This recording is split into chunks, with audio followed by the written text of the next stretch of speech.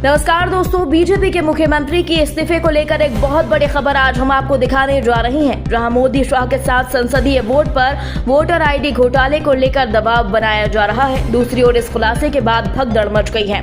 दोस्तों, अभी बीजेपी के लिए एक बहुत ही शर्मनाक और मुसीबत भरी खबर आई है। बताया जा रहा है कि मोदी शाह की सरकार ने वोटर आईडी का बहुत बड़ा घोटाला किया है, जिसको लेकर कर्नाटक कांग्रेस इकाई ने गुरुवार को राज्य की सत्तारूढ़ भाजपा सरकार पर खुलकर गंभीर आरोप लगाए। मीडिया से चर्चा करते हुए बताया गया कि भाजपा सरकार में वोटर लिस्ट से लेकर आईडी कार्ड बनाने में खुलकर मनमानी की गई और फर्जी नकली वोटर आईडी कार्ड बनवाए गए। फर्जी वोटर आईडी को लेकर कांग्रेस ने मुख्यमंत्री बसवराज के इस्तीफे के साथ पूरे मामले की A to Z जांच की मांग कर्नाटक उच्च न्यायालय के मुख्याधीश से की। इसके लिए कांग्रेस ने बेंगलुरु में KPCC मुख्यालय में एक संयुक्त संवाददाता सम्मेलन में राज्य के पार्टी प्रभारी रणदीप सिंह सुरजेवाला, विपक्ष के नेता सिद्धिरमैया और कर्नाटक कांग्रेस अध्यक्ष DK शिवकुमार ने कहा कि वे मामले में शिकायत दर्ज करवाकर तब तक धरना प्रदर्शन करेंगे जब तक मामले की निष्पक्ष जांच नहीं हो जाती। कांग्रेस की ओर से सुरजेवाला ने कहा, जहां बीजेपी की सरकार है वहां चुनाव आयोग का दुरुपयोग कर रही है। बीजेपी शासित राज्यों में मतदाताओं का डेटा चुरा रही है। सत्तारूढ़ भाजपा सरकार इसके लिए निजी एजेंसी के माध्यम से चुनावी वोटर आईडी तैयार करवाकर फर्जी लिस्ट बड़े स्तर पर तैयार कर धोखाधड़ी में लिप्त है। यही नहीं, कांग्रेस ने इसके लिए आगे कहा कि बोम्मई प्रभारी मंत्री BBMP के विशेष आयुक्त तुषार गिरिनाथ और चुनाव आयोग मतदाताओं के डेटा चोरी करने के लिए एक टीम के रूप में काम कर रहे हैं। दोस्तों, शिव कुमार ने तो आरोप लगाते हुए यह तक कह दिया कि पिछले साल से राज्य में हजारों भाजपा कार्यकर्ताओं को मतदाता सूची में हेरफेर करने के लिए जुटा दिया गया है। घर पर बैठे लैपटॉप कंप्यूटर के द्वारा बीजेपी कार्यकर्ता अपने क्षेत्रीय विधायक, सांसद, मंत्रियों के साथ प्रशासन की देखरेख में फर्जी वोटर लिस्ट, आईडी, यहां तक कि आधार कार्ड बना रहे हैं। इस आरोप की पुष्टि भी सबूतार्थ की गई। उन्होंने आरोप लगाया कि भाजपा कार्यकर्ताओं को एक निजी एजेंसी के द्वारा अनुबंध के आधार पर काम पर रखा गया है।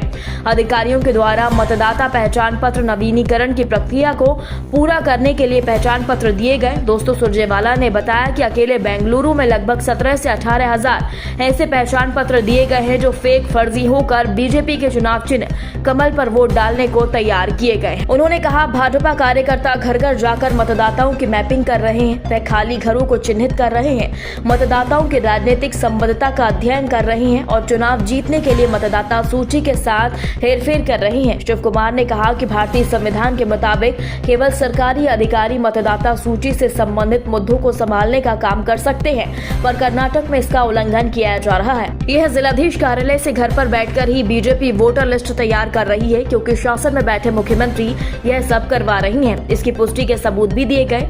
फर्जी वोटर आईडी को लेकर कांग्रेस ने मांग की है कि शासन के द्वारा तैयार वोटर आईडी लिस्ट की जांच सार्वजनिक तौर पर की जाए और फोटो युक्त वोटर आईडी इंटरनेट पेपर के माध्यम से हर वार्ड, गली, मोहल्ले में लोगों के सामने चस्पा की जाए और फर्जी असली के पहचान पत्र के माध्यम से दावे आपत्ति लेकर दूध का दूध और पानी का पानी कर दिया जाए, ताकि अनपढ़ और अल्पसंख्यकों, अनुसूचित जाति, जनजाति और अन्य पिछड़ा वर्ग के लोगों को मतदाता सूची से बाहर करने वालों को बेनकाब किया जा सके। उन्होंने मांग की है कि सरकार के द्वारा पहचान पत्र दिए गए हजारों भाजपा कार्यकर्ताओं को गिरफ्तार किया जाना चाहिए और एकत्र डेटा को जब्त किया जाना चाहिए। कांग्रेस नेताओं ने मांग की है कि एक निजी संस्था को मतदाताओं का डेटा एकत्रित करने की अनुमति आखिर दी किसने है, इस बात की जांच की जानी चाहिए। सुरजेवाला ने पूछा कि एक निजी संस्था को जाति, धर्म, लिंग, मातृभाषा, वैवाहिक स्थिति, आधार संख्या, फोन नंबर, पता, मतदाता पहचान संख्या, मतदाताओं के ईमेल पते आदि की जानकारी एकत्रित करने की अनुमति कैसे दी जाए,